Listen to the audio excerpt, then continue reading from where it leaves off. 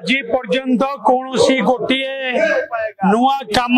है नाई गाँ गहली रे काम संपूर्ण भाव में ठप हो एवं जेतिकी टंकार व्यवस्था होता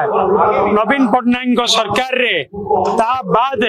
आज पर्यंत कौन उन्नतिमूलक कामर व्यवस्था नहीं एवं बीजेपी सरकार को आसिला परे तांकर कर्मी माने गुंडाराज बढ़ी चली अत्याचार बढ़ी चली नारी निर्यातना बढ़ी चली रेप एंड मर्डर बढ़ी चली आईन श्रृंखला परिस्थिति विपर्यस्त होती दरदाम वृद्धि दरदाम बढ़ी चली ए सबु प्रतिवाद रे आमे जन जागरण अभियान आज बिजु जनता दल तरफ आरंभ है ये कथा को नहीं कि आमे लोकों पाखरे पहुंचे अनेक प्रसंग अच्छी पोलाभरम अच्छी कोटिया अच्छी एवं अनेक प्रसंग अच्छी से महानदी इश्यू अच्छी सबु कथा आज डबल इंजिन सरकार रे जहाँ समाधान हो पारिबा कथा ताकू करा जाऊ नाही परोक्ष रे पड़ोसी राज्य मानक बरं सहयोग दि जाउछि ओडिशार जनसाधारण को ओडिशार जनसाधारण स्वार्थ को विपर्यस्त करके अन्य राज्य को सहयोग दि जाउछि केंद्र सरकार द्वारा से पोलाभरम कोटिया इश्यू हो महानदी इश्यू हो आज ठारू बिजु जनता दलर जन जागरण अभियान कार्यक्रम आरंभ है आमर प्रिय नेता माननीय श्री नवीन पट्टनायक जी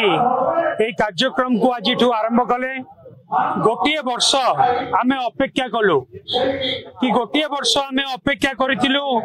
गोटे नुआ सरकार लोकों पाई कौन करिवे किंतु गोटे वर्ष भितर संपूर्ण भाव में विफल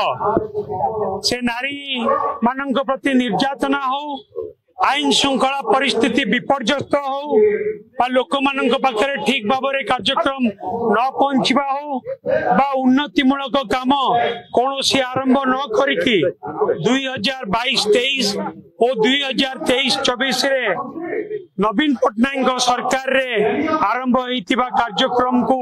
केवल उद्घाटन और शिलान्यास कार्यक्रम हो बा जेकोसी कथा हो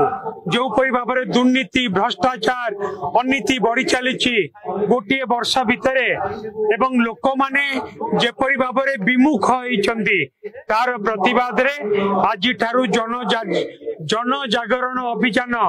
बिजु जनता दल तरफ आरंभ होइछि आमे गाँ को जीवु लोकों पाख को जीवु लोकों को सचेतन करेबु ए कथा को नहीं कि लोकों पाखरे पहुंच